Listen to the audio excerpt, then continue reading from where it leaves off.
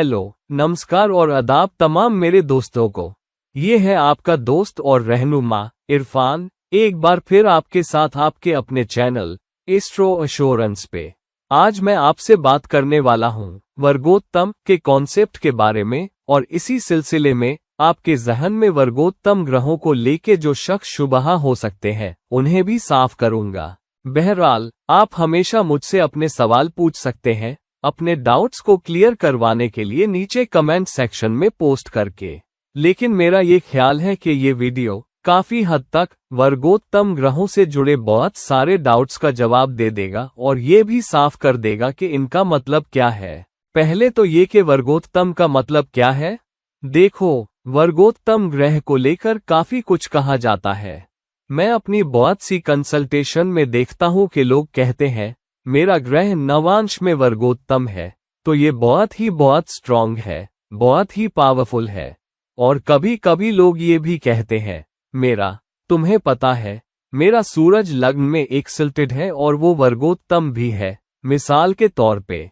तो वर्गोत्तम के इस कॉन्सेप्ट को अच्छी तरह समझने की जरूरत है, और ये भी कि इसका मतलब क्या है। तो पहले ये कि वर्गोत्तम मतलब क्या है।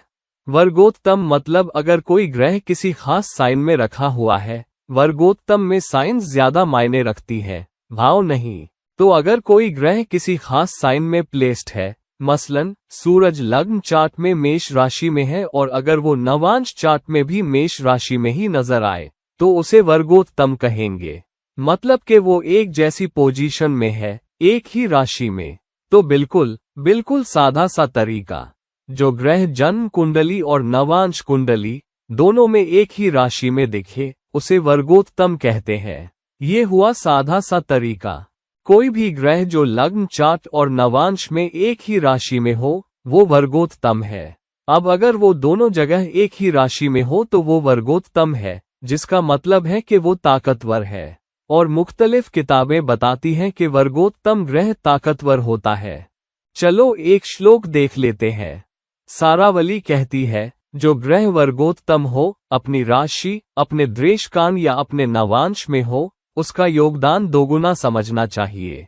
अगर वो वक्री हो या ऊंच का हो तो उसका आंकड़ा तिगुना कर देना चाहिए।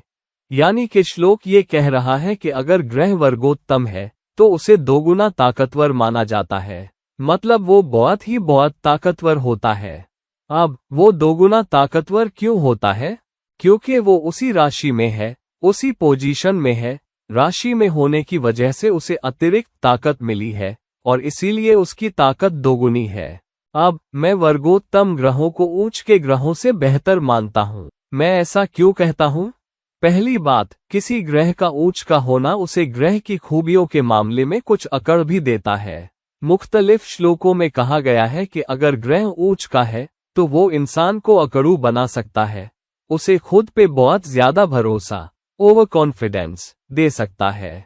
और कभी कभी इंसान अपनी कोशिशों के बजाय ग्रह के ऊंच का होने के सहारे नतीजे मिलने की उम्मीद करता है। ये उसे उस भाव के मामले में बहुत ज्यादा भरोसेमंद भी बना देता है, और कई बार इंसान गलतियां कर बैठता है। यही वजह है कि अक्सर ऊंच के ग्रह होने के बावजूद हम ये नहीं पाते कि जिंदगी में वो ऊंच के ग्रह हमें बहुत शानदार नतीजे दें। लेकिन जब ग्रह वर्गोत्तम होता है, यानी कि उसे बस दोगुनी ताकत मिली है, तो वो ओवर कॉन्फिडेंस का भाव ग्रह के साथ नहीं दिया जाता। ये इंसान की अपनी चीज हो सकती है, आपको खुद पे बहुत ज्यादा भरोसा हो सकता है। अरे, मेरा ग्रह लग्न और नवांश दोनों में वर्गोत्तम है, तो ये बहुत ताकतवर है। और हो सकता है कि आप काम खुद करने की बजाय ग्रह की ताकत के सहारे पड़े रहें। तो ये इंसान की अपनी भूल है, ग्रह की खूबी का कसूर नहीं। तो वर्गोत्तम ग्रह बिना उस अकड़ या ओवर कॉन्फिडेंस के दोगुनी ताकत के साथ आपकी मदद करता है, तो आपको उसका इस्तेमाल बेहतर तरीके से कर पाना चाहिए। अब दूसरी तरफ वक्री ग्रह के बारे में भी कहा जाता है कि उसकी ताकत 3 गुनी हो जाती है। लेकिन वक्री ग्रह बहुत ही बागी, रोग ग्रह होते हैं। आप सही से अंदाजा नहीं लगा सकते कि वो किधर को जाएंगे, और इसीलिए 3 गुनी ताकत वाले किसी वक्री ग्रह या फिर अकड़ और ओवर कॉन्फिडेंस का बोझ ढोने वाले किसी ऊंच के ग्रह से किसी वर्गोत्तम ग्रह का होना बेहतर है। और इसी लिहाज से वर्गोत्तम ग्रह बहुत ताकतवर होते हैं और अच्छे नतीजे दे सकते हैं। और मुख्तलिफ श्लोकों में कहा गया है कि अगर ग्रह वर्गोत्तम हो तो वो बहुत अच्छे नतीजे, शानदार नतीजे दे सकता है। चलो एक श्लोक देख लेते हैं जो बताता है कि वर्गोत्तम ग्रह कैसे बहुत अच्छे नतीजे दे सकते हैं।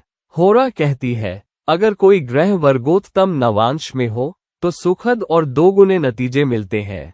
ये श्लोक अहम है। सुखद मतलब अच्छे नतीजे मिलते हैं, जिनकी उम्मीद हो उनके नतीजे मिलते हैं, और दोगुने मतलब ग्रह की दोगुनी ताकत आपको अतिरिक्त फायदा देगी और वर्गोत्तम ग्रह से अच्छे नतीजे निकलेंगे। इसका मतलब है कि ये एक मौका है जब कोई ग्रह वर्गोत्तम हो कि आप ग्रह की ऊर्जाओं को बहुत अच्छी तरह इस्तेमाल में ला सकते हैं। हालांकि ये बात शुभ ग्रहों बेनिफिक प्लैनेट्स पर ज्यादा लागू होती है और अशुभ ग्रहों मेलेफिक प्लैनेट्स पर कम।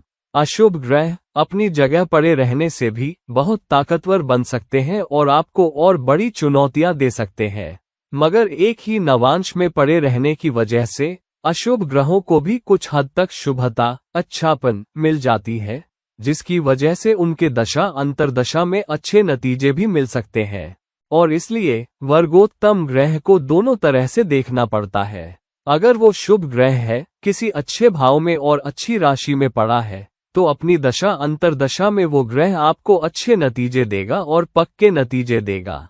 अगर कोई शुभ ग्रह किसी बुरे भाव में चला जाए या अपनी नीच राशि में चला जाए, ठीक नीच के अंश पर नहीं लेकिन नीच राशि में ही, तो वर्गोत्तम होने की हैसियत से वो ग्रह आपको चुनौतियां भी दे सकता है, तो ये भी देखना पड़ेगा। और दूसरी बात, जो ग्रह ठीक अपने उच्च के अंश पर होता है वो कभी वर्गोत्तम नहीं बनता। मतलब सूरज अगर मेष में 10 अंश पर हो तो वो उच्च का है, अगर वो 9 अंश या 11 अंश पर हो जाए तो वो उच्च का नहीं माना जाता। लेकिन जब आप लग्न चार्ट में सूरज के उच्च के 10 अंश को देखते हैं तो वो उच्च का माना जाता है, उसे उच्च का मान लिया जाता है। लेकिन फिर नवांश में वो मिथुन राशि में दिखेगा, क्योंकि मेष राशि को 9 हिस्सों में बांटा गया है, हर हिस्सा 3 अंश 20 कला मिनट का है, तो 10 अंश पर वो मिथुन नवांश में दिखेगा, इसलिए नवांश में वो मिथुन में दिखेगा। और यही वजह है कि उच्च के ग्रह कभी वर्गोत्तम नहीं जाते, यानी कि जो ग्रह अपने ठीक उच्च के अंश पर है वो वर्गोत्तम नहीं जाता, सिवाय शुक्र के। शुक्र जो मीन राशि में 27 अंश पर हो, रेवती नक्षत्र में, जब आप उसे देखेंगे नवांश में शुक्र, ये हमारे लिए एक शानदार मौका है क्योंकि वो उच्च का भी है और वर्गोत्तम भी है। तो ये खासियत सिर्फ शुक्र को मिली है, किसी और ग्रह को नहीं। मसलन चांद को देख लो, चांद वृष राशि में कृतिका नक्षत्र के 3 अंश पर उच्च का होता है, लेकिन वृष राशि में 3 अंश पर नवांश में चांद मकर नवांश में या मकर राशि में दिखेगा। तो सिर्फ शुक्र को छोड़कर जो अपने ठीक उच्च के अंश पर नवांश में भी वर्गोत्तम दिखता है, किसी और ग्रह के लिए ये मुमकिन नहीं कि वो लग्न चार्ट में अपने ठीक उच्च के अंश पर हो और वर्गोत्तम भी बने, यानी नवांश चार्ट में भी उसी राशि में हो। अब क्या वर्गोत्तम बहुत अहम है? वर्गोत्तम सिर्फ नवांश के नजरिए से अहम है, वरना जब आप दूसरी भाव कुंडलियां डिविजनल चार्ट्स देखते हैं तो उसके मायने अलग हो जाते हैं। मसलन नवांश कैसे बनता है या कोई भी भाव कुंडली कैसे बनती है?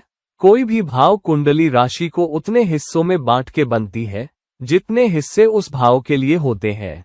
नवांश मतलब 9, तो आप पहली राशि मेष को 9 हिस्सों में बांटते हैं और 9 में से हर हिस्सा एक राशि के नाम पर होगा।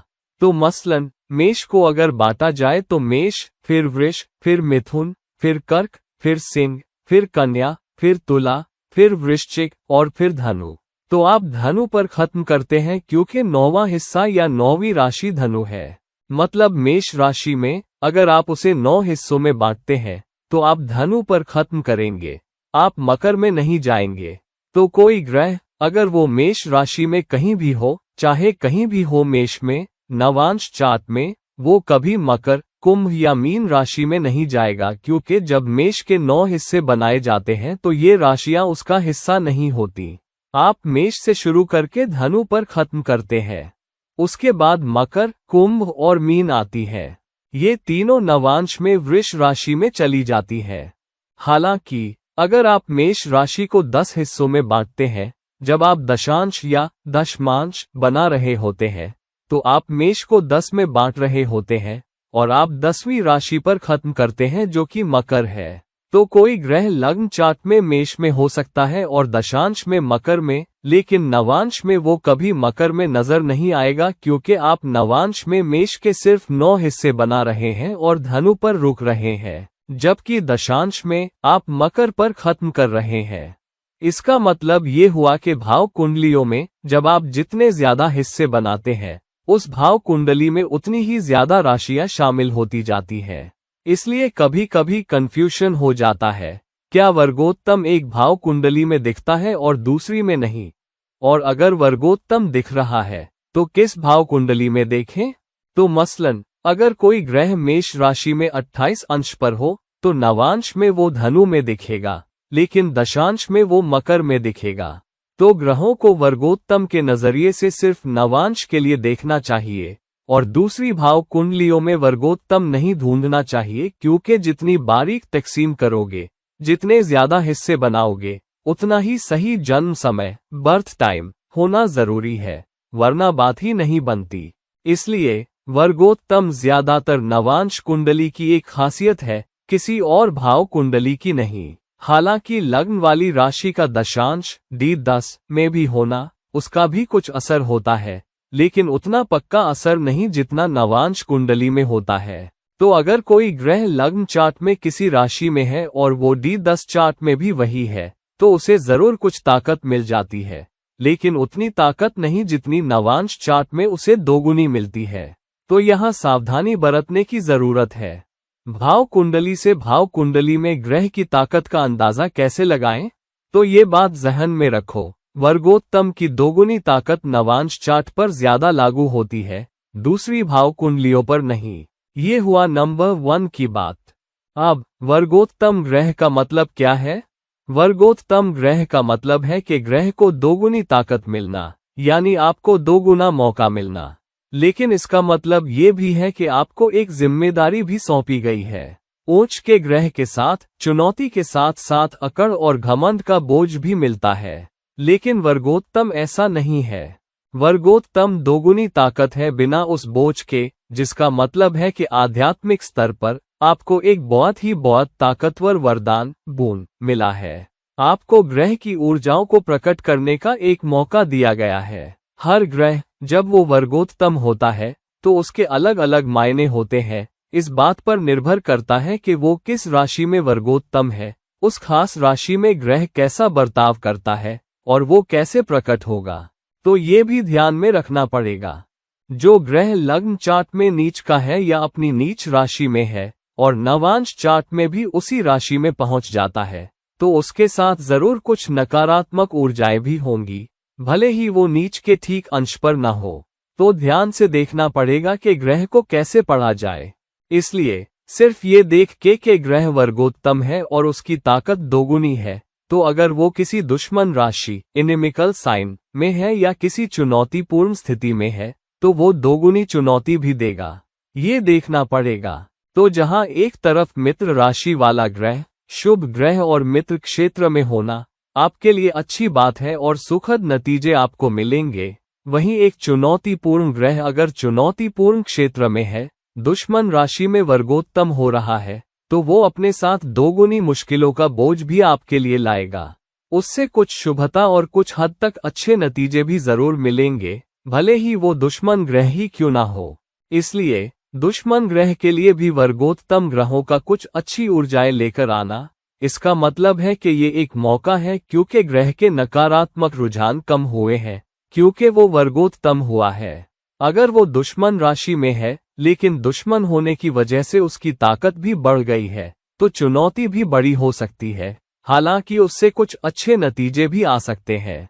तो मित्र राशि में वर्गोत्तम ग्रह और मित्र ग्रहों और शुभ ग्रहों का वर्गोत्तम होना आपके लिए उस भाव के नतीजों को प्रकट करने के लिए, उन ऊर्जाओं को आगे बढ़ाने और इस्तेमाल करने के लिए बहुत अच्छा ताकतवर संकेत है। दुश्मन राशि में लग्न और नवांश दोनों में वर्गोत्तम होना मतलब आपके लिए एक बड़ी चुनौती है, लेकिन ग्रह की दशा अंतर्दशा में कुछ अच्छाई भी आपको मिलेगी, तो ये बात ज़हन में रखो।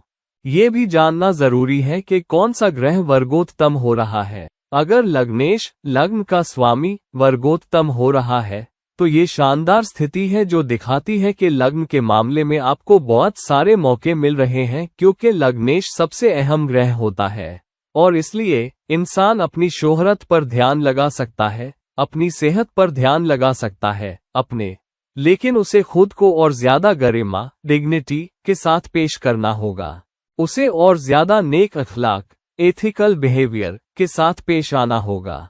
उसे और ज्यादा नम्र हम्बल होना होगा और उसे और ज्यादा फर्जनेहाद ड्यूटी बाउंड होना होगा, क्योंकि वो वर्गोत्तम हो रहा है। तो हर ग्रह अगर वो वर्गोत्तम होता है तो वो प्रवृत्ति आपको मिलती है, लेकिन वो अतिरिक्त जिम्मेदारी भी आपको सौंपी जाती है। अगर चौथे भाव का स्वामी वर्गोत्तम होता है तो साफ मतलब है कि घरेलू जीवन डोमेस्टिक लाइफ में अच्छे नतीजे आ सकते हैं। जायदाद प्रॉपर्टी ऐसी चीज है जो शायद ज्यादा आसानी से मिल सकती है। जब ग्रह वर्गोत्तम न हो उससे आपको कुछ अच्छी चीजें भी मिल सकती हैं, अच्छे भौतिक लाभ मटेरियल बेनिफिट्स भी मिल सकते हैं, लेकिन इसका मतलब चौथे भाव से जुड़े रिश्ते की अतिरिक्त जिम्मेदारी भी है, जो है माँ, जीवन साथी और परिवार। तो ये दोधारी तलवार डबल एज्ड स्वॉर्ड है। इसका मतलब है कि अगर आप उस रिश्ते के प्रति अपनी जिम्मेदारी नहीं निभाते जिसका मालिक वो भाव है, तो भौतिक नतीजे आपको नहीं मिलेंगे। और यही वो दोधारी तलवार है जो वर्गोत्तम होने की है। तो अगर लग्नेश बिना किसी नेक अखलाक के, बिना नम्र हुए, बिना खुद को गरिमा के साथ पेश किए, सही नैतिकता मोरल्स और फर्जनेहादी के वर्गोत्तम है, तो अच्छी सेहत, अच्छी शोहरत, समाज में अच्छा दर्जा स्टैंडिंग आपको नहीं मिलेगा। यही बात हर भाव पर लागू होती है। अगर सातवें भाव का ग्रह वर्गोत्तम जाता है तो आपको अपने रिश्ते में और ज्यादा वफादार कमिटेड होना होगा। आपको रिश्ते को अहमियत देनी होगी। आपको अपने जीवनसाथी को बराबर का दर्जा देना होगा। आपको जीवनसाथी को अपनी टीम का हिस्सा समझना होगा और बहुत सारा टीम वर्क होना चाहिए, ना कि एक दूसरे पर हावी होना या दूसरे को नीचा दिखाना, और रिश्ते में बहुत सच्चा होना और दूसरे को और ज्यादा देना। तब सातवें भाव के अच्छे नतीजे हर उस शख्स के साथ आसान व्यवहार जिनसे हम रोजमर्रा की जिंदगी में वास्ता पड़ता है, ऑफिस में बेहतर टीम वर्क, बेहतर कारोबारी बिजनेस मामले, ये सब आपको मिलेंगे। तो वर्गोत्तम ग्रह उस रिश्ते के बारे में है जो उसके साथ आता है, उस जिम्मेदारी के बारे में है जो उस भाव के साथ आती है, उस फर्ज के बारे में है जो उस भाव और उस राशि के साथ आता है। अच्छे नतीजों के लिए आपको ये करना ही होगा। वरना अगर आपके पास वर्गोत्तम ग्रह है और आप बैठे रहो और ये सोचो कि ग्रह ताकतवर है, नतीजे मिल जाएंगे, तो वो नतीजे नहीं मिलते। असल में एक वर्गोत्तम ग्रह करारा जवाब दे सकता है अगर उसका फर्ज अदा नहीं किया जा रहा। मसलन अपने मुल्क में सबसे ऊंचे ओहदे ऑफिस पर किसे बिठाते हो? तुम उस शख्स को बिठाते हो जिस पर तुम्हें सबसे ज्यादा भरोसा हो और जो तुम्हें लगे कि प्रधानमंत्री या राष्ट्रपति बनने का हकदार हो। और अगर मुल्क में कुछ गड़बड़ हो जाए तो तुम उसी शख्स को पकड़ते हो और कहते हो तुम ही हो जिसने अपना फर्ज अदा नहीं किया, तो तुम ही उस मामले के आखिरी फैसला करने वाले लास्ट एंड फाइनल से होते हो, तो तुम सबसे ज्यादा जिम्मेदार हो। यही बात वर्गोत्तम ग्रह पर लागू होती है। वर्गोत्तम ग्रह कह रहा है, मैंने तुम्हें वो अतिरिक्त बोझ और अकड़ नहीं दी जो उच्च के ग्रह के साथ होती है। मैंने तुम्हें सारी अच्छी चीजें गुडीज दे दी है, तो अब तुम अपनी जिम्मेदारी अच्छी तरह निभाओ। अगर तुम अपनी जिम्मेदारी नहीं निभा रहे तो फिर देख लेना मैं तुम्हारे साथ क्या करता हूँ। तो ये कोई आसान स्थिति नहीं है, ये एक ताकतवर स्थिति है, ये वरदान देने वाली स्थिति है। ये ऐसी स्थिति है जहां तुम ग्रह की ऊर्जाओं से सबसे ज्यादा फायदा उठा सकते हो। लेकिन अगर तुम उस तरह से नहीं चलते जैसे उस राशि का इशारा है, जैसे उस भाव का इशारा है, जैसे उस रिश्ते का इशारा है, और उस भाव, उस ग्रह, उस रिश्ते और उस राशि के फर्ज को अदा नहीं करते, तो तुम्हें और बड़ी चुनौतियों का सामना करना पड़ेगा और बड़े मसले खड़े होंगे और अच्छे नतीजे शायद आसानी से न मिले, लेकिन चुनौतियां जरूर मिलेंगी। तो ये बात जहन में रखो जहां वर्गोत्तम ग्रहों का सवाल हो। जितने ज्यादा ग्रह वर्गोत्तम क्षेत्र में होंगे या नवांश में वर्गोत्तम हो रहे होंगे, उतनी ही ज्यादा ताकत आपको मिलेगी। ये आपको मिला हुआ मौका है।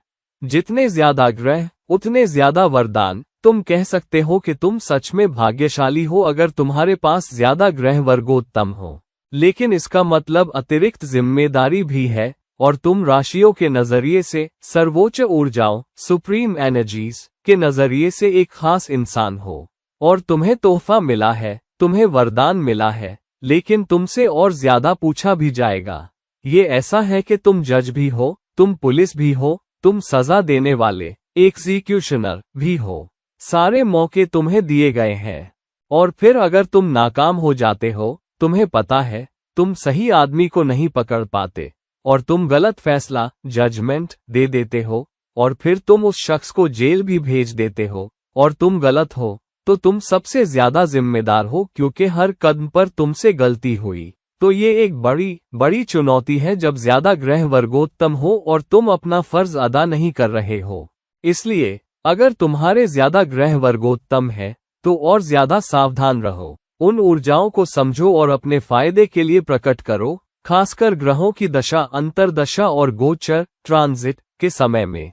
उन्हें नजरअंदाज मत करो और जब किसी वर्गोत्तम ग्रह की दशा अंतर्दशा आए तो पहले से तैयार रहो, क्योंकि ये तुम्हारे लिए एक अतिरिक्त फायदा है। लेकिन अगर तुम गलत हो जाते हो तो ये उल्टा भी पड़ सकता है, बैकफायर कर सकता है। तो और ज्यादा सावधान रहो, ऊर्जाओं को समझो। ये सब तुम्हारे लिए अच्छा है, ये सब तुम्हें मिला हुआ एक वरदान है। तो वर्गोत्तम ग्रह का भरपूर फायदा उठाओ। और एक बार फिर जाने से पहले, वर्गोत्तम का संबंध नवांश कुंडली से है और ये किसी और भाव कुंडली पर उस हद तक लागू नहीं होता जैसे कि ग्रह की ताकत नवांश कुंडली में बताई गई है। तो अपनी कुंडली में वर्गोत्तम ग्रहों को देखो, उनकी ऊर्जाओं को बहुत अच्छी तरह से प्रकट करो, उन्हें बहुत अच्छी तरह समझो और उन्हें अपने फायदे के लिए इस्तेमाल करो। दोस्तों, अगर आप मुझसे राय, कंसल्टेशन लेना चाहते हैं तो मुझसे नीचे दिए गए लिंक पर राब्ता कर सकते हैं। और फिर कभी किसी और वीडियो में, तब तक के लिए ये रहे आपके दोस्त और रहनुमा इरफान। नमस्कार।